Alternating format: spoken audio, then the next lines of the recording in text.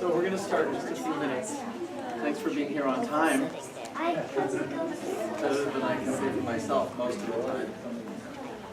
Computer blowing out. This is an example of a stunt.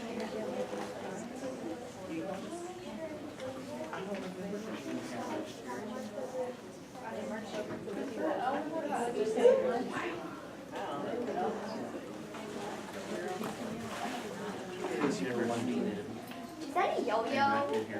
This is a piece of rope, my friend. Has the show started yet? No, we have not started. Nope, not. Still playing a yo-yo. This is called rope. The yo-yo.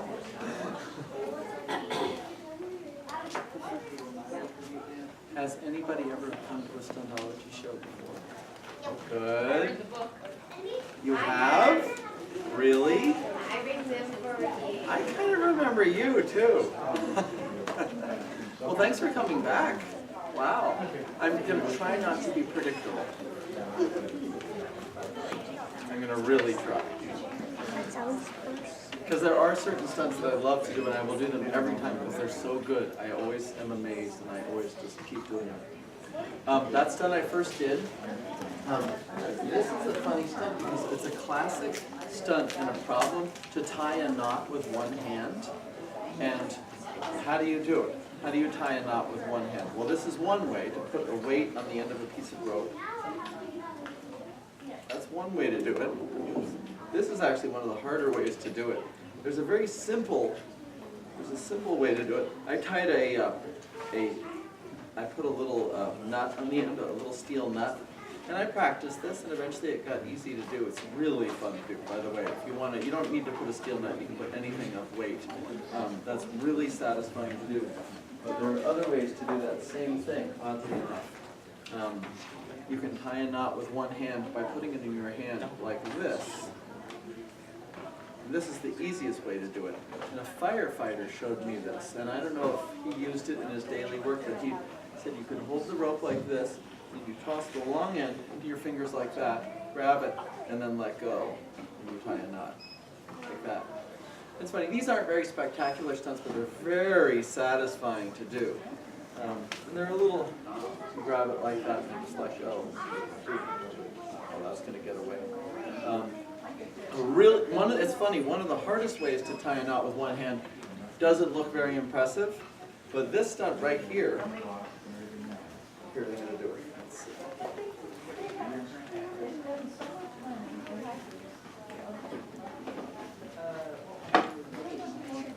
That took me years to do. That's really hard. It didn't look like anything though, right? I don't think a good stunt, if a stunt doesn't look hard, that's not as impressive. So we try to make things look harder than they are. All right, let's start this thing. That wasn't there. We haven't started yet. We haven't started. That wasn't even the pre-show. So welcome. I'm so glad you're here. I typed that book. Great. This is good. This is the book that Sam Bartlett has written. One of the books. This says the best of Stuntology, which makes me think there are many books. It's the best of two previous books, and then there's one book after that.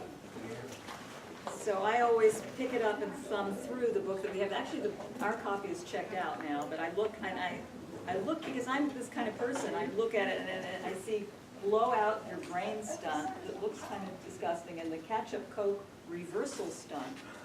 So there are many truly disgusting things in here, as well as I'm sure interesting and fun. I'm going to do the more educational ones. The more educational ones. I'm attracted to this. But. Sam Bartlett has been here before. He's wonderful. That's why we're so happy that he comes back. He is from Bloomington, Indiana. He is an author and cartoonist and musician. And he's a great person. So without further ado, I want to say one thing. If you have a poster that you're working on, if you can remember to bring it back to us in the next couple of weeks. It's next week. You have one more week to return your poster I've been working on. And there was one more thing I was supposed to say, David, and I can't remember what it was. Registration for, we have some STEM programs. It's removing DNA. Soda, making soda. So look on the website in July. We're having an interesting program. I think it's on a Friday. And you might want to register for that because it's going to be interesting, make your own soda in that carbonation. Without further ado, I'd like to welcome Sam Bartlett. So thanks for coming to a Stuntology show.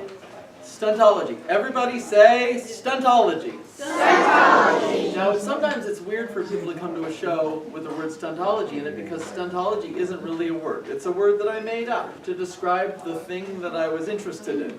I think I finally can define Stuntology after doing it for so many years as physical experiments you do with things around you while you're waiting to do something else. So it's sort of like, it's not the main thing, but it's kind of something you just mess around with. Here, I'm going to show you one of the earliest stunts I ever learned. It was with my own hands, and you can try it too. My sister, Ellen, who's 5 years older than I am, did this stunt.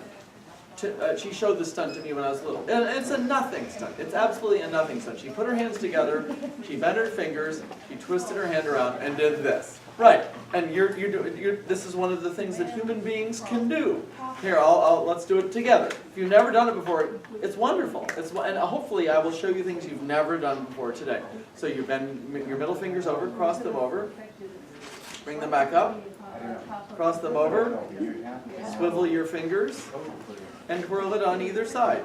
It's a nothing stunt. It's something that humans can do, and if you can't do it now, you're going to file this away and you'll mess around with it later because your hands are always with you. You don't leave your hands at home. They come with you at all times and you have them when you're bored, amazingly.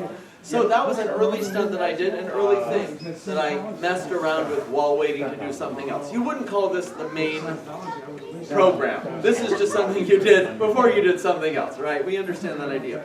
Here's a stunt that I did when I was 12 years old with my friend Jimmy Leary while waiting for a bus in Shelburne, Vermont in probably 1971. I grew up in Vermont. My parents are from the Midwest and the South, but I grew up in Vermont because my father got a teaching job there. My friend Jimmy and I lived next to each other. We were the first stops on a bus route, and our bus driver's name was Joel Eckhouse. And Joel, I'm friends with him on Facebook today, amazingly enough. So funny how that can happen. But this is going back to 1971. Joel was a great guy. He was really, we loved him so much. And I'm not even sure why. He was just very personable. He knew our first names. He just treated us like human beings, and we were just little kids. Joel liked to do, he liked us a lot, and we liked to entertain him as well. So my friend Jimmy and I got ready for Joel before he arrived at our bus stop, and we rigged our coats. It was the winter time, winter in Vermont. It was dark, pitch dark, picking us up, and we rigged our coats like this. We put one arm down a sleeve, and then we left one arm out of the sleeves of our coat. Then we zipped the coats up, leaving this mysterious arm down here. Looks funny already, doesn't it? And then we took this sleeve and we brought it over to the other sleeve, making it look like we have another arm. You're like a bus. Exactly. So we were waiting for Joel, and then we got our other arm rigged into our coat like this. Joel pulled up, 6:35 a.m., 1971. He opened the door of the bus, and he said, "Okay, boys, Sam, Jimmy, get in the bus." And we just sat there like this, which is a good comedy act often starts with you doing absolutely nothing. You might know that. We did absolutely nothing. And he said, "You guys, get on the bus." And then we began doing this. You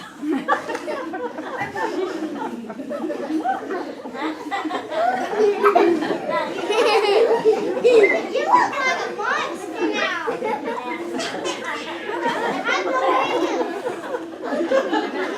think you grabbed him with his teeth. Ending with, of course, you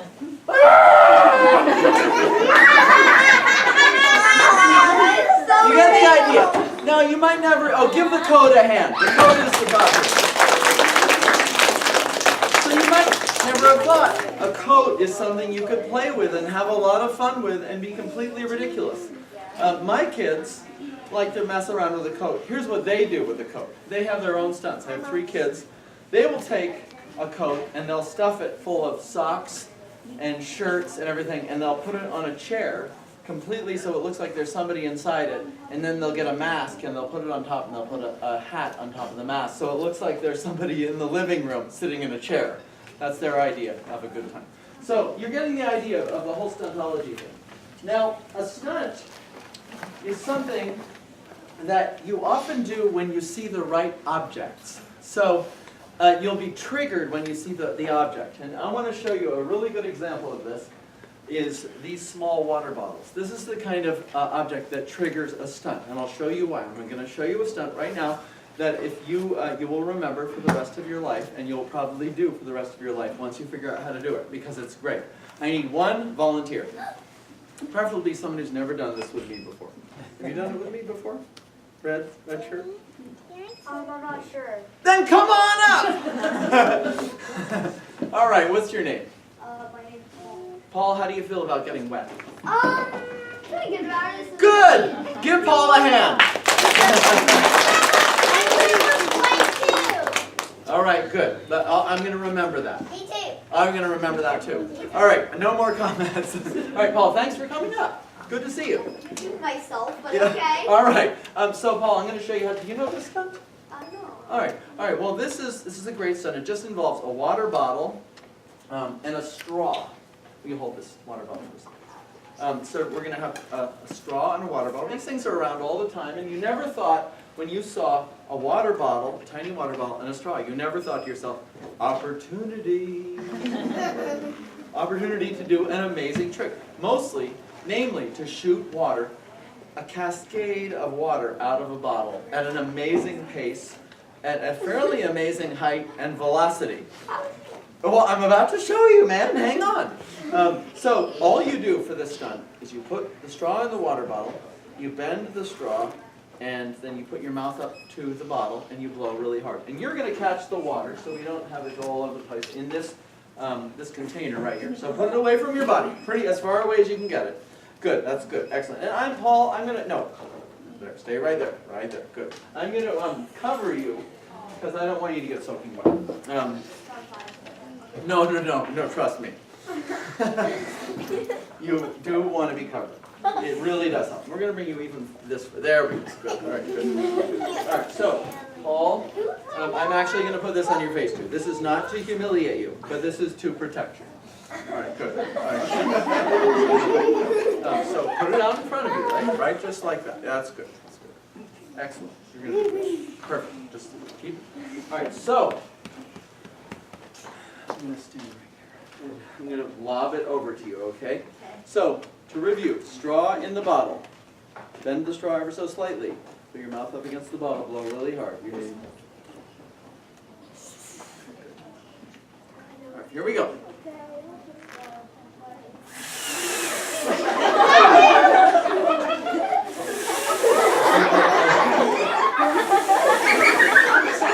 Holy mackerel, man! You were great. No, you were awesome. Paul, here, you want to use this to get... That is what I call a good volunteer. He didn't hit me. Really good. That was amazing. So you can see... What? Yeah, it was. Thank you for... yeah, so that's a pretty good stunt. Let's give the stunt a hand. I think it's fair to say that you will probably try this stunt within the next 24 hours. Now, here's something funny. That seems really original and everything, but I learned the same stunt from a friend of mine's grandmother, who was a joker. And she said to me, we used to do a stunt like that when I was little, and we did it with a teapot. And I'm like, how could you possibly do that with a teapot? And it took me a while to find the right teapot. But basically, you can do that with a little teapot like this. And it's even better in some ways, because you just don't expect a teapot to be able to do this. You could say to somebody, would you like some tea? And put tea in the teapot, or something. And then you don't even need a straw. You just flip up the lid, put your mouth against the top, make a tight seal, and blow. Really fun. It does look like rain, because it is, basically. All right, so that's kind of nice too. So give the teapot a hand. You'll remember that too. Well, you're probably thinking, yeah, well, it's just water, fortunately. So you're realizing at this point that stunts like this are everywhere. It just depending on the object. Now let's go back to our hands for 1 second. Let's do a stunt that I love so much because it makes your brain do something really weird. Everybody put this finger in the air. Look at it. Imagine a square. And now let's trace the square together. We'll go down, over, up, and across. Down, over, up, and across. Okay, good. That's good. All right, now forget about the square. With the other hand, let's trace a triangle. Let's imagine it first, the triangle. Now let's trace it. 1, 2, 3. 1, 2, 3. The square. 1, 2, 3, 4. 1, 2, 3, 4. The triangle. 1, 2, 3. 1, 2, 3. Good, that's good. You're all doing so well. Let's graduate to the next stage, which is to do them together. All right, this requires something of us that we might not have. Okay, here, let's give it our best shot.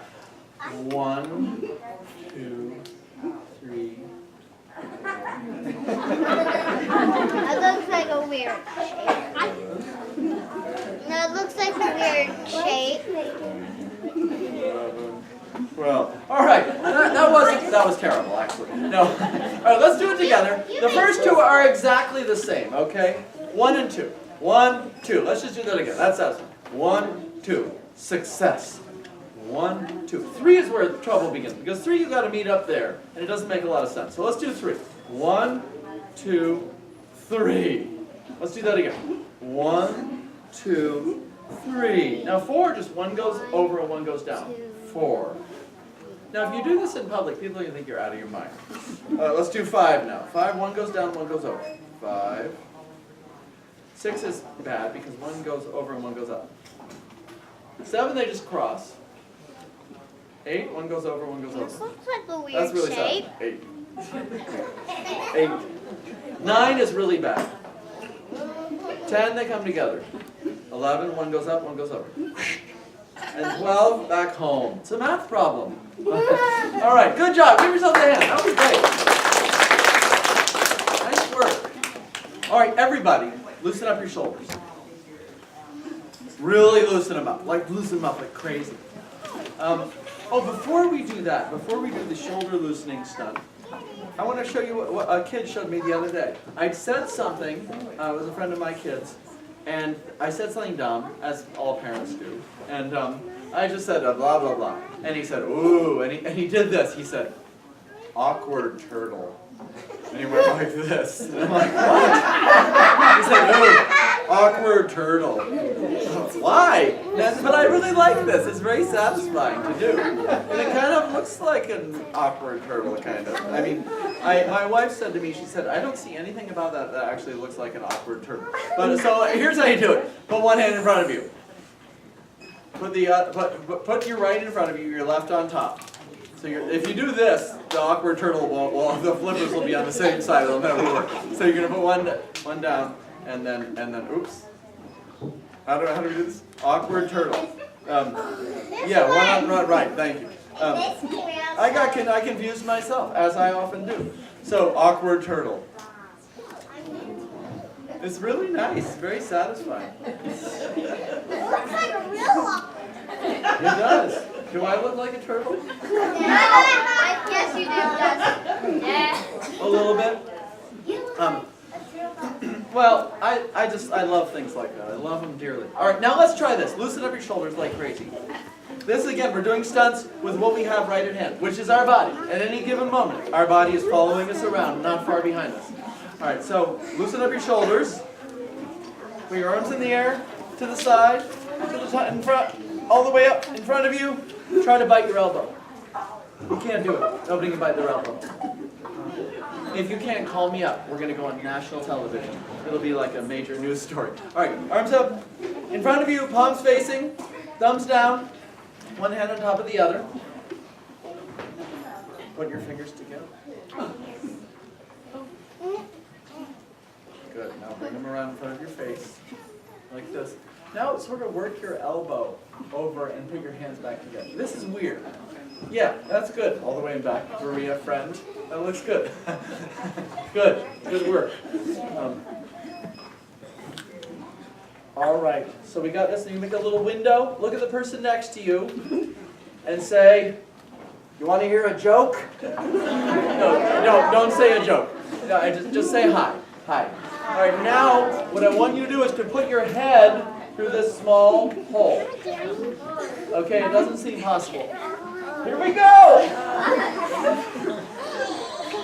Oh, it never feels good. But it's kind of cool if you can do it. It's great. It's a good one. A friend of mine calls this the family reunion trick, because at a family reunion when people start to argue, someone will do this to break it up. You know how families can sometimes argue. And they'll do that. So I love that. I need one volunteer up here who is really good, wait, before you come up, who is really good at following instructions. In the pink vest, like shirt with the green sleeves. Yes, you, yes. All right, what's your name? Opal, give Opal a hand. All right, Opal, you're going to follow instructions. Now, would other people in your family say the same thing that you are? Don't answer that question. I'm just curious. I know it's funny that I ask you to come up and ask someone who's good at following instructions to come up, because I am notoriously bad at following instructions myself. Famously so. All right, so Opal, I want you to face me over there, get a little closer, and I want you to do everything I'm going to do, okay? Every single thing, okay? Nothing? Nothing. All right, here we go. So Opal, let's turn around this way. The other way.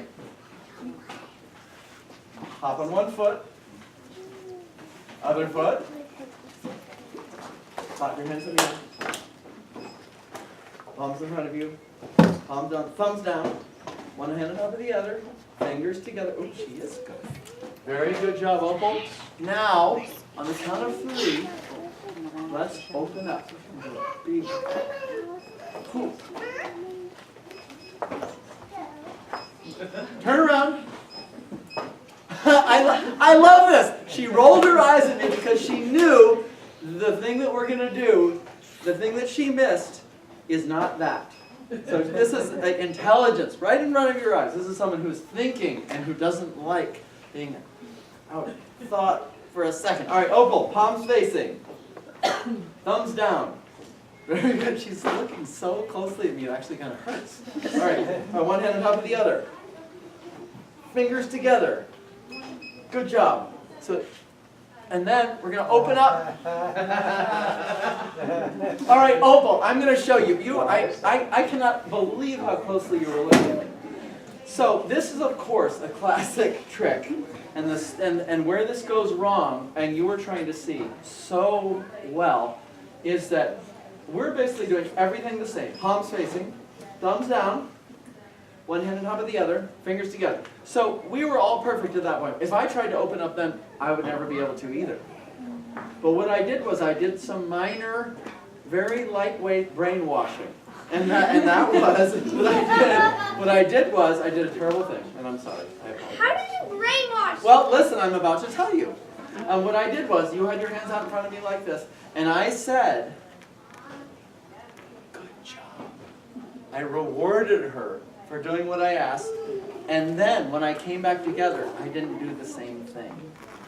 I went from here to here, right in front of me. So I switched one of my arms. If you keep one arm out in front, you can have one arm like the other. Just keep, this one stays the same.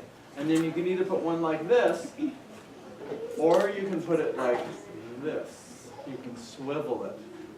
You may have to experiment in front of the mirror. That's good. Give her a hand. That was beautiful.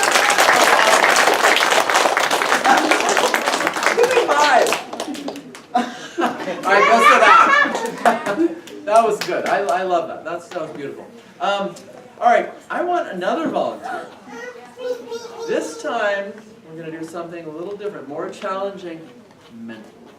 It's going to be, I need a mental, highly mental person. Highly mental. You, gymnast. She's like, where? Come on up here. All right, what's your name? Iris. Iris? Give Iris a hand. Iris, stand over there.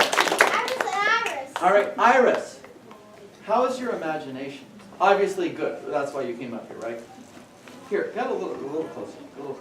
All right, Iris, have you ever had people with zoo animals come to the library? Or have you ever had, like, Meet the Animals Day at the library? Do you do that here? Yes. Yeah, you do. You should do that. That's really fun. But here's all I need you to do is to imagine a duck. Can you imagine a duck? Do you see it? Now, a normal duck is about this big, right? I want you to imagine a duck this tall. And it's huge, and it's just like coming in the room. Can you imagine that? Can you picture it? Huge duck. You got it? Good. All right, good. All right, forget about it. All right, now, Iris, I want you to imagine a book. You know, a normal book's shape. So look at it in front of you. Imagine the book. You got it? Now imagine a book. Huge book. It's like 10 feet long. Can you just imagine it? That's a huge book. Yeah, it's huge. Can you imagine it? Good. All right, now, this is your final exam. I want you to imagine. Here, this is my index finger. And I want you to look at my index finger. I want you to imagine my index finger is huge. It is going to go 75 times its normal size. And I want you to imagine this really hard. Iris, is the finger getting bigger? A little bit bigger? All right, good. All right, concentrate, Iris. I want you to close your eyes as hard as you can and concentrate. Keep them closed. Keep them closed. Keep them closed. Concentrate. Open your eyes. Good job.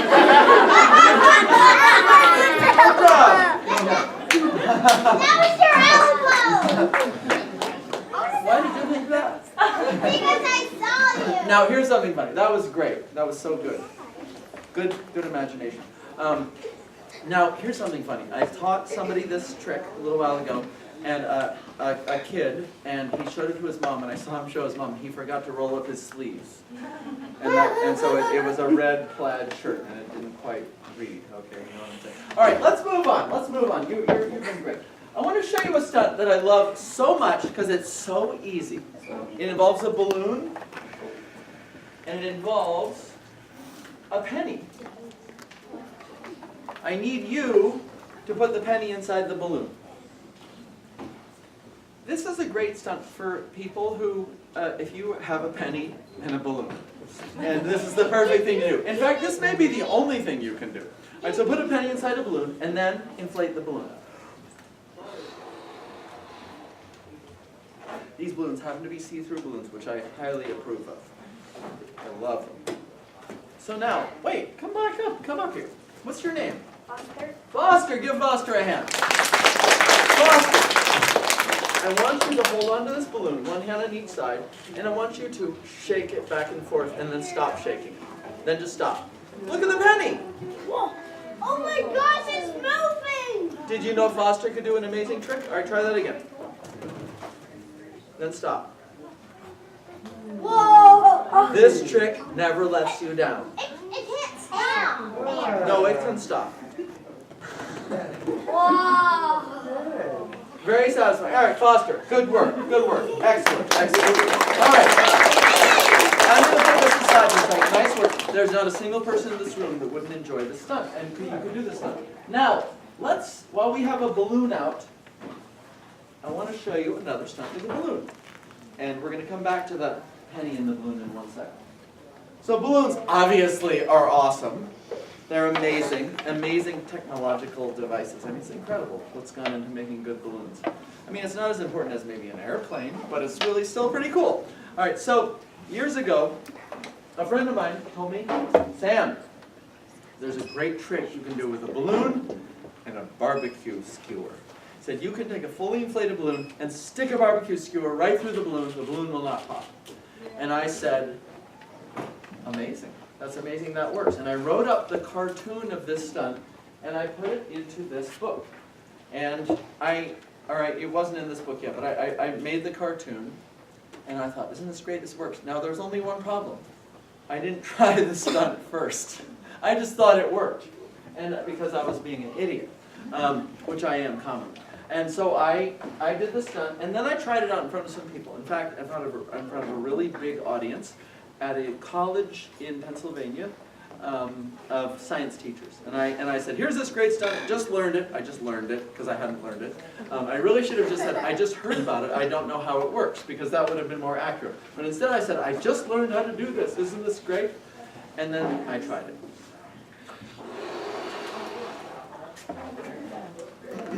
So I learned this stunt from a friend of mine.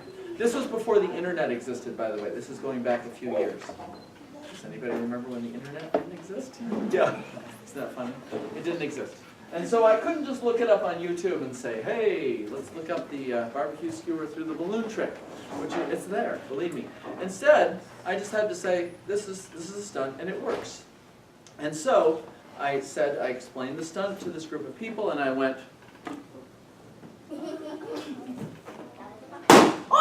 yeah, I just popped it. And I popped every balloon I had, and none of them worked. And I called my friend up later, because we didn't have texting or email. I called him up and I said, hey, that stunt you told me about, I don't know if that really works.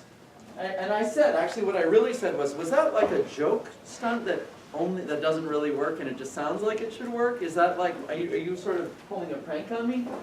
And he said, no, it really works. And I said, well, I don't understand. And he said, well, let's talk about it. And he said, was your balloon pretty new? Like balloons age and they don't work so well, they pop pretty easily. And I said, no, the balloon was totally awesome. And he said, you didn't overinflate it, did you? It's essential that you don't overinflate the balloon. I said, no, it was fine. Oops.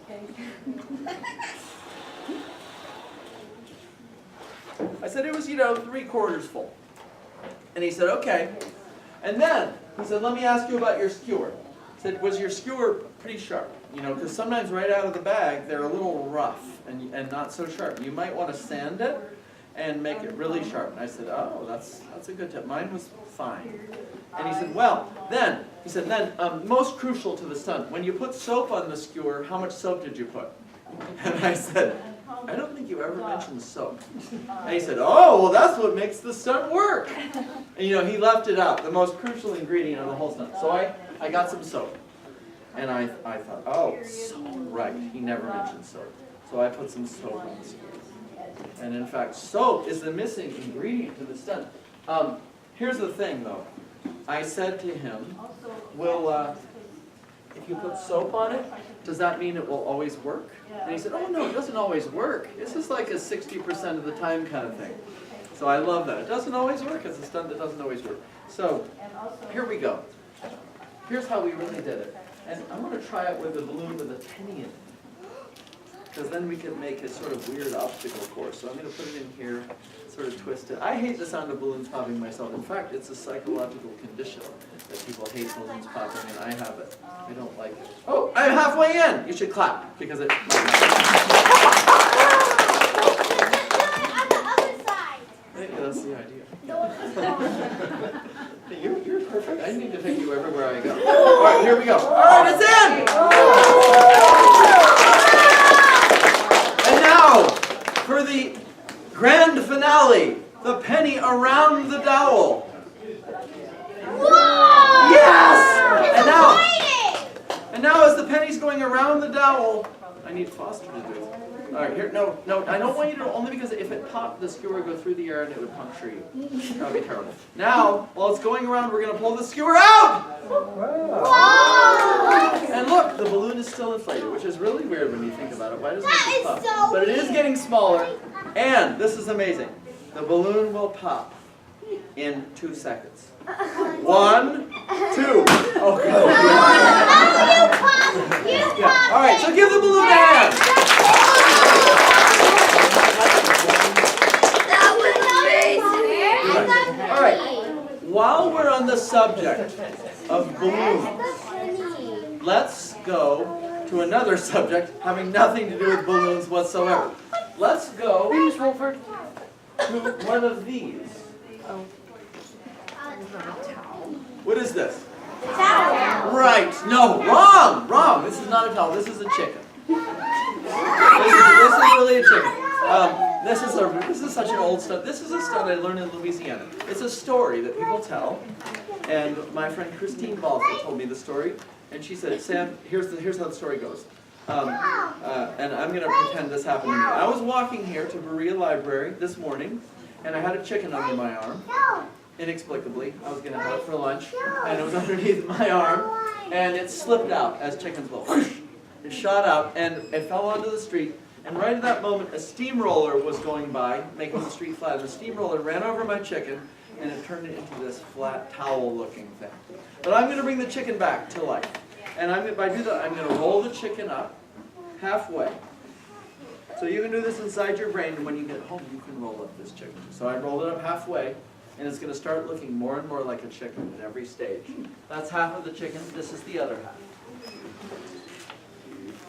Now does it look like a chicken? No! I guess you're right. All right, now I'm going to fold it in half. Chickens love to be folded in half. Not. All right, so now, chicken-like? No, not chicken-like. All right, I'm going to reach in, and I'm going to pull out the legs. How many legs does a chicken have? 2. Good. Somebody said 4 at my last show, and I'm still nodding my head in disbelief over that idea. All right, so here's one leg, and here's another leg. Yeah, I know, it doesn't look like a chicken, does it? Now, how many wings? 2. Right. 1 wing. See, this is the kind of stunt you do while waiting to do something else, right? Although the one I'm going to do after this is another stunt. All right, so I'm going to grab onto the wings right here, and I'm going to grab onto the legs right here. I'm going to give it a big yoga stretch, because even chickens need to do yoga sometimes. Here we go. Yeah,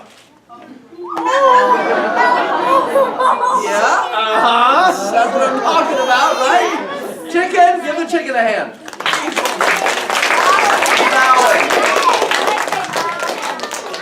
I know, it's kind of ridiculous, but it's not bad. Not bad. It's pretty good. I'd say I'd give it a 3 on a scale of 1 to 10. If you put it sideways, it looks like a bone. That's what you did. All right, while we're on the subject of chickens. While we're on the subject, all right, so I love stunts, as you can tell, and I love tricks you can do with just junk you have lying around the house. I was in Arkansas about 15 years ago at a I guess it was a national park. It was in Mountain View, Arkansas, and I was doing stunts from a folkloric perspective, like stunts that the old folks did. And in fact, most of the stunts I'm doing are the stunts that your grandparents were supposed to teach you.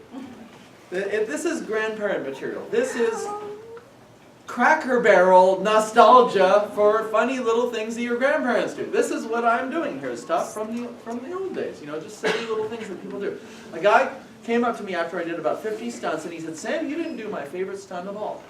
And I was happy when he said that, because I'm about to learn a new trick when he said that. And he pulled a cup out of his pocket, and he turned it over, and a string came out, and I'm like, "What the heck is he doing?" He said, "Sam, my favorite cup stunt in the world is to use a cup to call a chicken." And I thought that was really funny. And he said, "Yeah, I like to use a cup to call a chicken." He said, "Listen."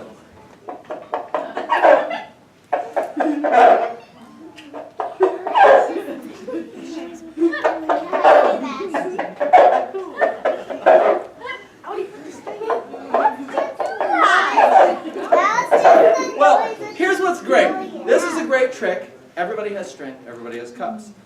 Put a toothpick on one side and the string won't pull through the cup. Now the guy, here's what's awful though, the guy didn't tell me how he was doing the trick. You know what he said? He said, "Yeah, I put a little water on my finger ahead of time." But he was getting these amazing squawking sounds, and I knew it wasn't water that he was using, but he wouldn't tell me how he was getting this amazingly beautiful, kind of amazing sound. So I went home and I started experimenting with how to get the sound. Of course I'm going to tell you, this is Stuntology, this is not magic. I tell you the secret to every problem that we have. And so you know what? We figured out that violin rosin on a string is the most amazing thing. It makes it sticky, it makes it resonant, and it gives an amazing sound when you're putting the rosin on the string. Rosin is what, I can't hear you over this normal sound.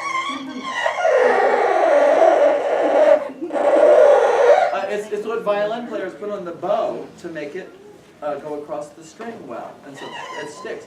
So rosin is just, it's sap from a tree, basically, that's been boiled down into a cake. You can get it at the music store for, you ask for the cheapest rosin they got. Say, what's your worst rosin? You got a little cake of rosin in the back that nobody wants? I'll take it. And this is amazing stuff. So what's happening here is this cup, educational moment, this cup is becoming a speaker. And this is resonating. That's why it's so loud. And that's why on Halloween you could walk around like this. And you could be like a dinosaur or something. And you could be the hit of your neighborhood. All right, now, here's something funny. And this I figured out later. If you just hold on to the string and run it through your fingers, you can make probably one of the ugliest sounds that a human being could make.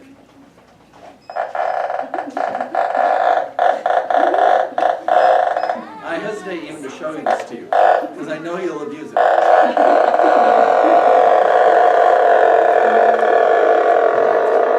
I love this. So give the cup a hand. While we're on the subject of sounds, let's go over to this. A trumpet. 99 cents on Amazon. This, it doesn't look like anything, does it? It's called a vuvuzela. You know, these are, if you go to big games, I can say them at football games, this is famous mostly for being outlawed at the World Cup soccer games. What? In South Africa. And it's a South African word, vuvuzela. They made these, and then they made them illegal, because when 200,000 people have these, or when a couple thousand have them, and everybody's going, it's pretty loud. So the vuvuzela is awesome, and 99 cents on Amazon, it was great. And this one even folds up, which I love. I love the vuvuzela, but I'm not going to ask you to buy something. Stuntology is about doing stuff with free things. So the vuvuzela is great. Even better than a vuvuzela is one of these, which is a bombard, which is the loudest instrument in the world. Yes, it doesn't look like it, does it? If you saw one of these, you wouldn't run in the other direction saying, "It's a bombard! It's a bombard! Beware!" No, it doesn't. Doesn't it look innocent? It looks like nothing, but it sounds not like nothing. It's a bombard, loudest instrument in the world. Oh, it's hard to blow. Fortunately. That's all I'll do. That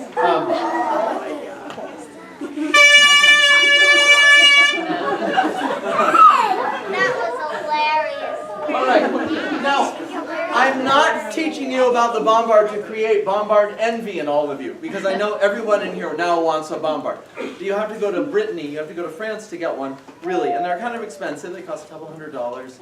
Maybe you can get a used one. But no, you can make a bombard out of a straw. I'm not kidding.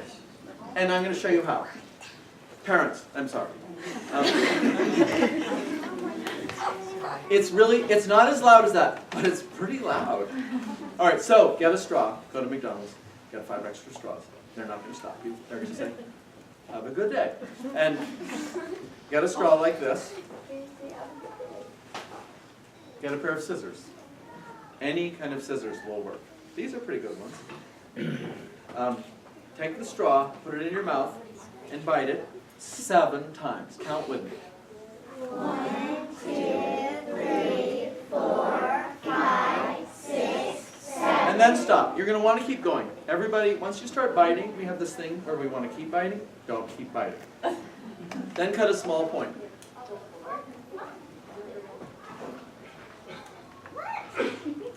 Your point is going to look like this. It looks like a spear. It looks like a spear. Good observation. Then put it back in your mouth, bite it 7 more times. 1, 2, 3, 4, 5, 6, 7. Yes, good. Now you've just made a bombard. It's that simple. It's kind of horrifying, isn't it? But now the trick is to blow the bombard. If you put it in your mouth and you blow, nothing will happen. Nothing happens. Thank heavens. No, you need to learn how to blow a bombard. And the way you actually blow a bombard is you put it in your mouth an uncomfortable 3/4 of an inch so that this thing vibrates in your mouth. Tighten your lips down on the plastic. You feel it start to vibrate. You develop a relationship with the vibration. You feel it, and then it's not bad. It sounds like a kazoo. It's pretty good. Now, in France, where the bombard is played religiously, in Brittany, kids learn how to play it in school. Can you imagine a school where people play bombard? I can't. But if someone has a bombard, usually what happens is someone will say, I'll go get my bombard. They like to play them in groups. So I'm going to make another one quickly so we can simulate the sound of a French bombard party. All right, to review, take a straw, bite it 7 times. 1, 2, 3, 4, 5, 6, 7. Stop biting.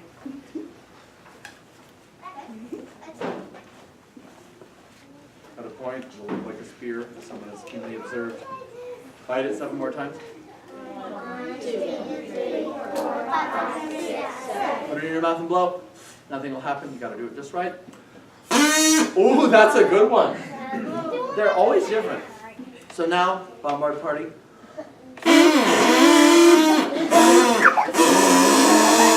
Every kid's idea of a good time, every parent's nightmare.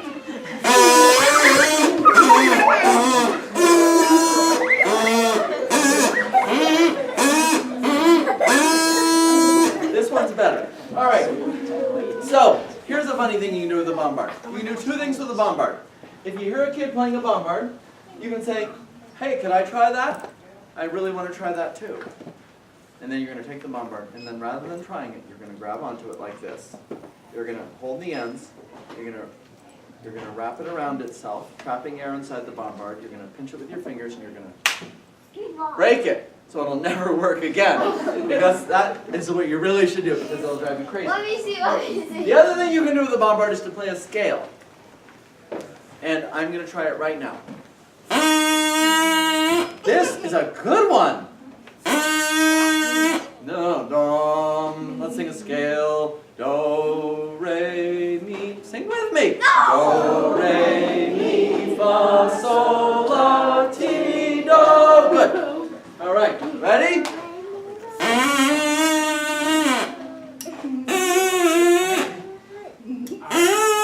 Oh, that went past the note. Oh, terrible! I have to start. No, let's see. Maybe we can start from this one.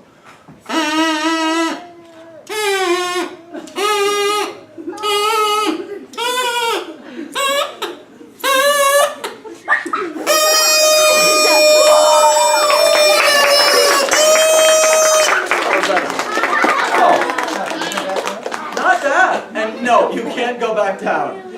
This is an example of something that can never happen again. You know, at wedding ceremonies, you don't really have to break a glass to signify something that can't be undone. You can just play a bombard, play a scale, and that can never be undone. All right, so give the bombard a hand. All right, I need a volunteer. I need someone a little taller. You, bobcats, you look tall. Wait, I have to ask you one question. Are you good with padlocks? You know what a padlock is? One of these? Oh. Can you? Sure, come on up, I'll teach you how. Oh, no. All right, good. Hi, what's your name? Madison? Wow, you live in the right county. Are you named after the county? No, completely not. All right, so Madison, see this is the padlock. Try closing it. I'm sorry I'm giving you this horrible knowledge. All right, padlock, you close it, and then you pull out the key. I'm going to open it. Now you try closing it yourself. And take out the key. Good. Now you're about to assist me in something that I can't tell you how it works, because if you try it at home, you get into so much trouble. All right, but hold on to this padlock. You are going to lock a chain around my wrist. Oh. Yes! Oh, what do you mean? Oh. All right, Madison, stand right there. All right, so here we go. This is a really good trick. Oh, I forgot to ask you, how are you at punching? Oh no. Good? Do you have younger siblings? They're probably good at punching. All right, here we go. All right, so I'm going to put this around my wrist.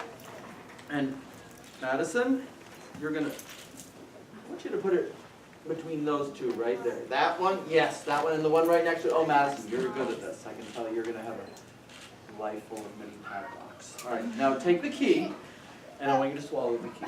You don't think I'm serious, do you? And I'm not. Don't ever swallow keys. All right, put it on the table. Good. Now, Madison, I want you to stand right here, and I want you to help me get out of this situation. I want you to punch me between the shoulder blades as hard as you can. I want to see how this works. No, well, maybe not as hard. Maybe, half as hard. And between the shoulder blades. No, it's okay. We come from a Quaker household where you're not allowed to punch you. All right, here we go. So, Madison, punch me between the shoulder blades pretty hard. Oh, Madison! You got more than that in you. Come on. Now, Madison, it needs to be a little higher.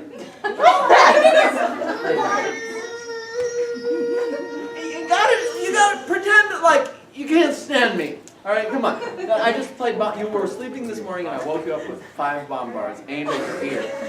Go. Ow! It worked, look! Good job. Terrible, terrible. That visualization worked pretty well. Wow. All right, good job. All right, that was excellent work with the padlock. I can't show you how the stunt works, but I will tell you, this stunt is from the greatest stuntologist who ever lived, Harry Houdini. I don't think it's on YouTube. I mean, it probably is at this point because everything's on YouTube. It's kind of weird, and I don't want to show you how this works because if you did it wrong, you wouldn't get out that easily. It's just a trick. What if you had a key? Well, if you had a key, of course. All right, let's move on. While we are on the subject of YouTube, I want to show you something. Oh yeah, so you have to do. So, today we've been doing live stunts. You've been doing stunts, I've been doing stunts. It's fun, we're doing stunts. When you do stunts, you're never bored. That's the weird thing about when you engage with the world around you, not just with one of these, iPads, phones, whatever. You're here, you're alive, you're alert. Stuntology is the way out of boredom, every time. It's the way people have done it for thousands of years. So you too can do stunts and never be bored. You don't ever have to be bored. There's something that you can practice at any given moment to bring you to the present and to be happy with hanging out with a group of people or all by yourself. Here, and you can do it live with real people. It can be you really doing it rather than watching YouTube, which is, it's so much more fun to do it yourself. Here's a stunt that I did for years, and I saw it on YouTube, and it had 1 million views, which I was astounded by that. Like, this stunt, why don't people just need to do things like this? And then they didn't even tell you how to do it. It's the old pen trick. This is a stunt I learned from somebody's grandmother. And it's just, she said, Sam, watch this, and she went. It's just a little manipulation. And the funny thing is about this stunt, you make it look like something, and then it's kind of hard to do. You try it, it's a little hard. But here's all that the stunt really entails. You're holding it like this. Here's what you're really doing. It's like not even a trick, but you just make it look kind of crafty. 1 million people saw someone doing that. And then they said, and I'm not going to show you how to do it. They're like, how boring is that? But really it's just this to this. And so there's something like a pen can give you entertainment. It's amazing. I want to show you 3 stunts that you can practice this summer. If you don't remember any of these others, you're going to remember these 3. The first one involves this pen and another pen and 2 volunteers. Mustaches. Yes, you and you. Yeah, come on up here. Come on up. What are your names? Matthias and? Matthias and Cadence, give them a hand. Thank you for coming. Can I have you hold this pad of paper and aim it out here and hold it right in the corners really tight so I can't knock it over. Here, there you go, Matthias. There you go, thank you very much. So this is not a really exciting volunteer position. This is more of a helpful volunteer position, but you won't get wet or anything like that. So this is a great trick. Go home and try this. This is the stunt where you sign your name forwards and backwards at the same time. And I learned this at a high school it was at a middle school from a principal who I do educational outreach of Stuntology too. And not just ridiculous things where you get wet. And she said every day, everybody in the school just does this little exercise where they sign their names forwards and backwards. And when I heard her mention this to me, I said, here, Matthias, step back a little and hold it really tight. I thought, that sounds really hard. She said, that's what everybody thinks, but in fact, it's really easy.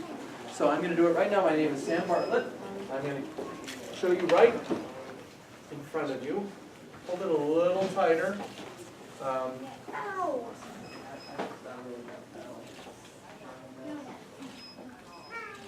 If you can't sign your name yet, you could draw a picture like this, but you create a mirror and don't move, you guys.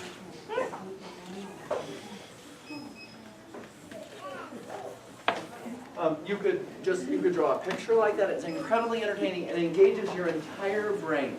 Both hemispheres. Thank you. Have a seat. Thank you so much. This is a really cool and odd thing that humans can do. So I want you to go home and try that today when you're feeling that little thing, that little nagging thing where you say, can I have screen time, Mom? And your mom says, not today. And you're like, I don't know what I'm going to do. That's what my kids say. I'm like, oh, there's plenty to do. For one thing, I have got work for you to do. And they're like, oh, no, actually, I'm good. I'm good. All right, so I want you to try that. And then I want you to search in the house for a yardstick. And if you can't find a yardstick in your house, you probably have one somewhere. They give them away at the county fair. But if you can't find one, I want you to go out into your yard and find a regular stick. And I want you to try this stunt. I want you to put it on your finger, to stare really intently at the end of it, and to balance it on your finger. This is a thing that our brains can do, and that we are just meant to be able to do this strange thing that is really, when you think about it, it should be hard, but it's not. The more you can see something, the better you are at balancing it. Years ago I realized, oh, well if you can see the end of it, and you can balance it on your finger, why couldn't you do it on the end of your nose? And I thought, well, let me try that. Is that how people balance things on the end of their nose? And in fact, it kind of is. If you can just look up. I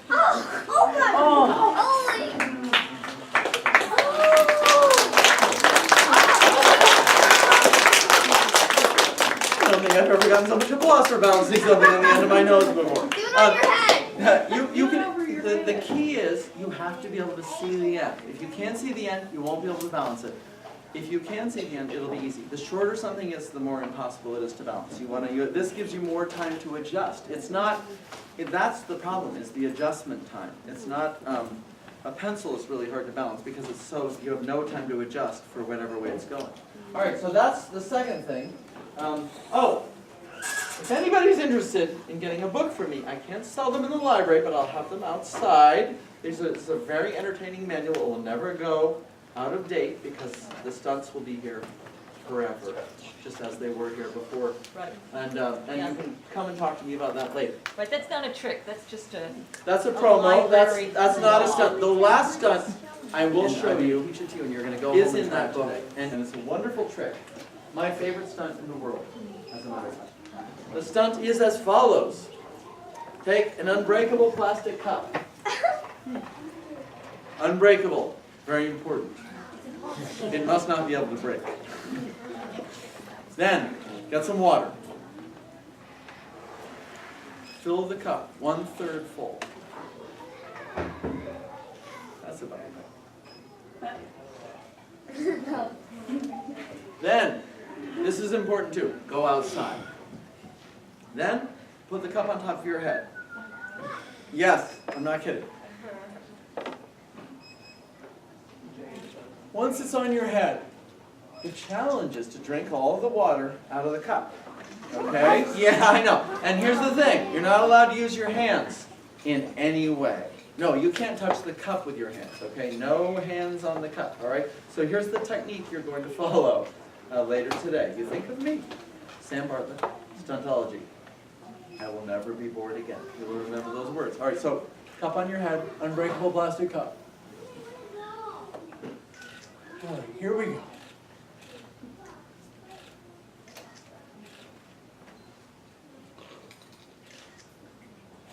And you're looking up and thinking like, oh, look up there at the ceiling. I never noticed that pattern before.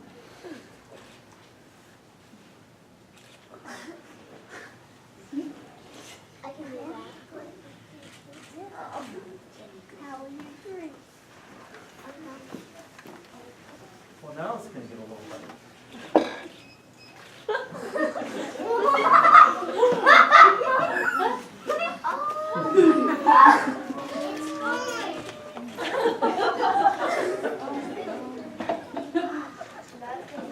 Wait, where did the cup go? Oh, yes, that's the one.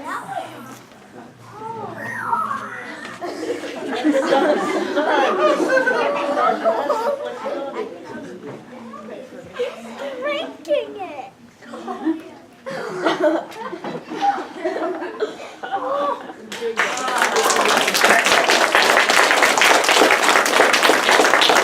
Well, thank you so much. Thanks for coming. Thanks for just hanging with me, and thanks for being my wet volunteers. I especially appreciate you. And have fun this summer. You know what to do. Go out there and conquer the world and figure out how things work while you're getting ready to do something else. It's great. Thanks a lot. See you later. Thanks to the library.